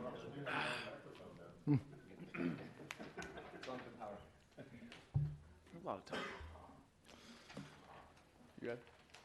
All right. Well, so I want to start off by saying thank you to Commissioner Sisnet. He has just been absolutely instrumental in this process. We've literally had the thesauruses out while we've gone through trying to create this. Now, it started off with the mission statement that we have, you all voted on today. We amended a little bit yesterday in Rules, Policy, and Governance. But that is the mission statement as it stands, or that does not reflect the change, but we will update that in time. So this is very crucial to any organization's process, and it's going to give us an opportunity to sort of gauge, how close we are to reaching our goals and how we want to go about getting to those goals. So Dre John and I, over the past few months, we've looked at District of Columbia, how they've gone about their charter authorizing processes, a few universities that handle this sort of work. So we've really done some research across the country to see how they build their roadmap for their success. And we kind of just, what we're going to do here in this presentation is show you what we've done so far with Commissioner Sisnet, Chairman Griscom, and Dre John's going to bring it home for us and tell you what we're going to do after the fact. So we got feedback from 6 of you all regarding these core values that you can see here, and I'll read them off at the end. But again, in this process, late last month, Commissioner Sisnet and I, and Dre John and Tess, we sat down and we started chopping these up based on your feedback. Now, why we kind of put these out here today is we want these to guide our decision making to get to those goals that we're going to put together for you all. Excuse me. Now, I'll just read them off to you as they are here. Students first. In all decisions, our focus is the impact on students. We commit to supporting equitable practices that lead to student success. If you're going to be in the business of running schools, I think you should probably put them first. Now, autonomy and accountability. Autonomy is essential for charter schools to drive innovative approaches to positive student outcomes. In exchange for this autonomy, we maintain a high level of accountability for these outcomes. As you all have heard through these committee reports today, the folks over in Melanie's team, Tess, Ashley, they're on top of them. They're making sure they're doing their job, which is great. Transparency. We operate openly and communicate honestly in all parts of our work. That really falls on me a lot of the times with public-facing information, and I've struggled from time to time, but we've gotten a lot better. We've gotten a lot better at posting stuff online, making sure it's usable, things of that nature. Community. I think this is very important, especially with the communities the student populations that we serve. We honor our connections with and our responsibility to each school's local community. We pledge to be responsive to the local community to address their needs. To foster and expand these connections, we promote, value, and celebrate diverse perspectives. And our last core value here is excellence. Excellence drives us in all aspects of our work. Our school's academic, operational, and financial performance are the cornerstone of our success. Does anyone have any questions about these core values before I let Dre John describe how we got here and where we're going next? Keep going. Take it away. Thanks, Chase. So Chase really laid the groundwork in the mission statement and core values work. And so from there, we will kind of continue to scaffold, and then we'll get to our strategic plan. So this graphic shows you kind of what we're thinking about as the necessary inputs to get to the strategic plan process. Our approach was to first inventory the inputs, balancing feedback from multiple stakeholders. We plan to use a variety of sources, including, as Chase mentioned, the mission statement and core values, commissioner feedback, staff feedback, as well as input from local stakeholders, including elected officials. Together, we plan to use this information along with research on effective strategic planning to help inform our final product. I want to note that your input will be incredibly important throughout this process, so please feel free to share your thoughts with me and Chase as we go throughout. Any questions before I move on? All right. So here's our drafting timeline. This is what we have been working, the timeline that we've been working on, and that we'll continue to work on throughout the rest of the year. So before today, we've gotten your feedback on the mission statement and core values, and we're now finalizing the survey that we'll use for the strategic plan feedback that you all will be receiving. After today, we'll be collecting that feedback from you all as well as stakeholders, and then we plan to draft a strategic plan based on this data to guide the work of the body for the next 3 years. When we meet in December at the Commissioner Retreat, our goal is to review a close to final draft to workshop with you all, and then from there hope to have a final product after that retreat. Any questions? Yeah, let me make a comment if I may. I think what really is important for all commissioners to find the time to share the feedback, and so that the team here and Derwin, who very much agreed to represent us as part of this, have the benefit of our thoughts as they put this together. So not to hold off until December 6th when we really hopefully get this nailed down to put those comments in, but to give them the opportunity as a team working together to have that input and to really sort of craft it. A second thing that I've been talking about a lot with Tess over the last several weeks, which I know she's passed to you all and want to share with the commissioners. Commissioner Richards has raised on several occasions concern about, are we staffed up right? Are we really ready to operate? And one of the things that I asked Tess to look at, and I think you will see this going forward as this develops, is not only look at a lot of the operational type things and some of the strategic goals and things we're trying to get to, but also to look at this and make sure that we know as a commission that our team at the commission staff feel very good about having the resources they need for us to be able to effectively meet what's in the core values. And so I just wanted this commission to know that's, I guess we've been talking about this now for 3 or 4 weeks. But I also mentioned Commissioner Richards, and I think Derwin will remember that we would talk about this today so that there's a confirmation among all commissioners that there is a focus by our staff. They've shared back with us they feel comfortable where they are right now. They've got the flexibility as we build out to be able to look at other positions we might need, and that we did go back to the legislature after they changed the legislation earlier this year to the Fiscal Review Committee and put additional resources in for us to be able to meet our needs. So that's the important part of this. But this is my first chance with all the commissioners here to sort of share this discussion, since we're very careful in how we communicate. But I wanted that to be on the record here and to share with all of you all that that is an important priority that our team has put together, is looking at, and that it will be embedded in the work that Chase, you and your John are doing going forward. So Absolutely. Thank you. Thank you. I think that's all that we have today. I want to say thank you for your time, and I look forward to providing updates throughout the year before December. Thank you. Commissioner Assistant, let me ask you, is there anything you would like to add for this presentation? Just thank you, Mr. Chair. Just want to echo your thoughts around us, just making sure we, as commissioners, give our feedback, and really wanting to commend Jejan and Chase for just doing yeoman's work.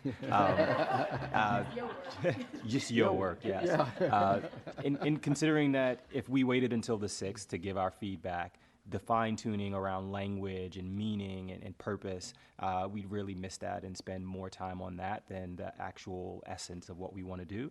And so really appreciate the feedback that you all have given, and just wanting to make sure we keep that momentum, and just, again, hats off to you all for such great work. Thank you. With that, we are now ready to turn to our Executive Director for her report. Tess. Yes, Tess Stovall.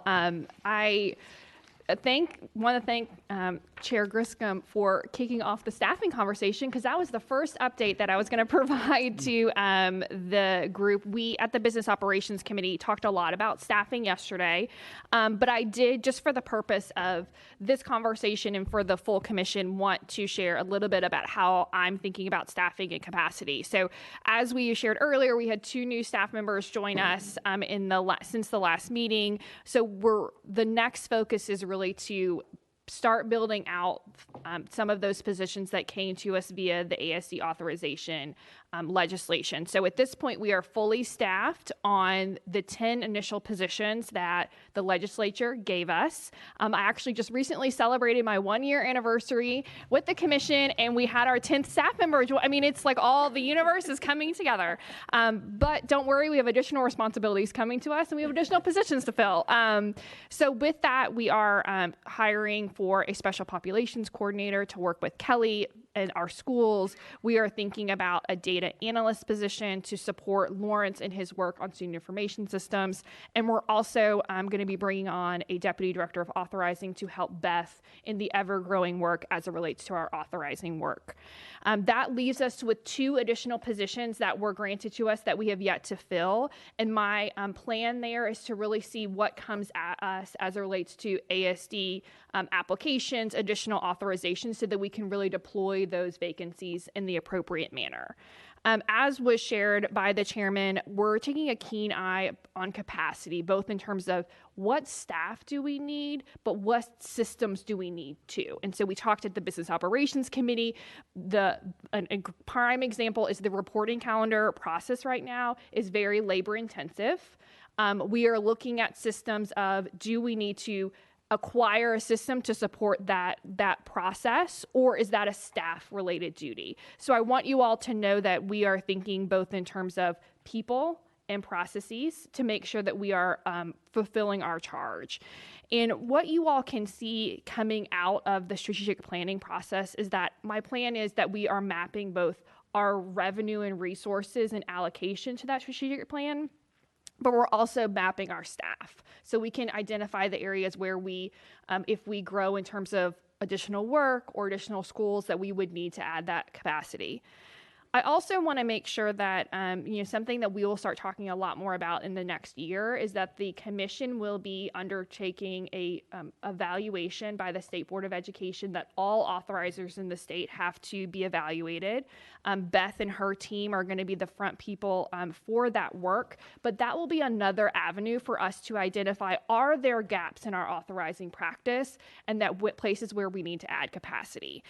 So this is something that I talked to the team about a lot, and we are really thinking about this through a data-driven lens.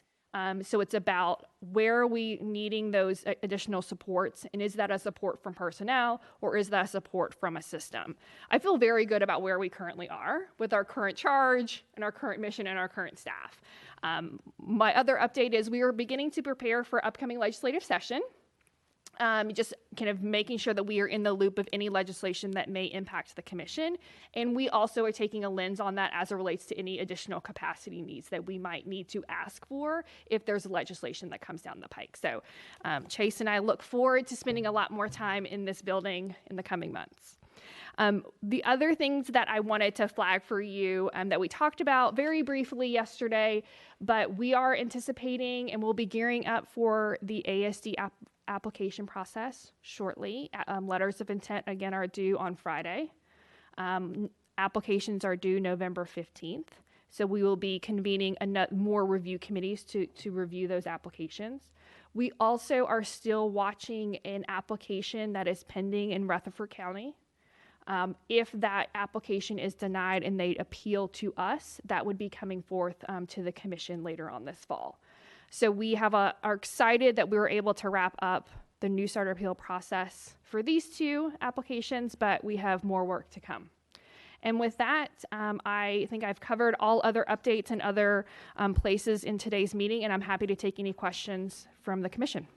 Tess, let me ask you one thing, because we have talked about this. The potential that we may have additional meetings depending on these appeals is real. So I would like for you to share with commissioners flexibility in schedule, because as we're getting started, we cannot always manage within our regular meeting schedule some of the appeals that we have to meet. So may I ask you just to share a few thoughts there? Sure, absolutely. So this is something that I will work closely with our general counsel on, that if we are not able to get a physical quorum in person, that we will work together on submitting a statement of necessity to hold a virtual meeting. So I do anticipate that when we have to come back together as a body to hear the Cornerstone Amendment petition, that deadline is right around the Thanksgiving holiday. That will be a virtual meeting. So we will go ahead and schedule that.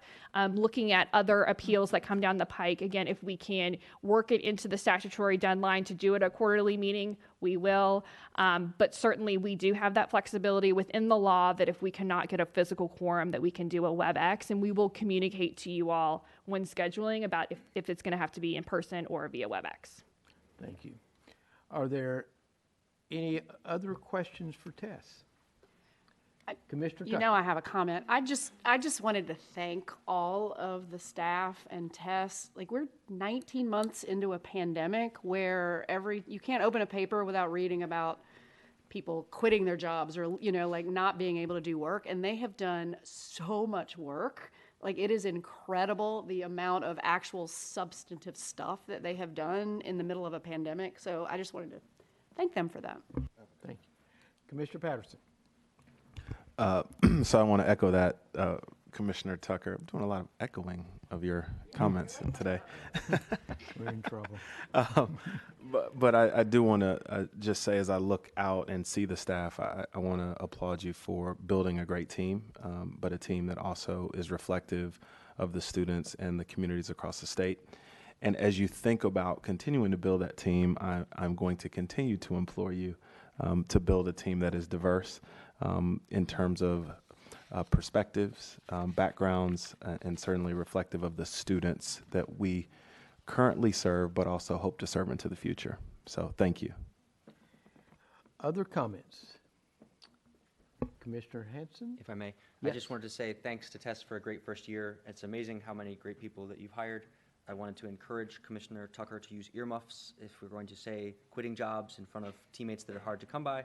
I'd like to make sure that Chase gets yo woman's and yo work into the minutes in quotation marks. Thank you. Any other comments? Commissioner Levine, you will be noted as being here today. Multiple times. Yes, sir. I just wanted to make sure you knew that I'll be fair that way too. Chase will make sure it's multiple times in there. Seeing none, motion to adjourn? Motion to adjourn. Second? Second. All in favor say aye. Aye. Oh, no, we Aye. adjourn. Our next meeting, regular meeting, is January 28, 2022. And please keep in mind, the information is going to be coming out from Drazine and Chase for our strategic planning session. So thank you all. Great meeting. Great work today. We have shown, I think, our ability to do the things that we were asked to do. And we were supposed to leave on this, right? Yeah. Thank you, Mr. Chair.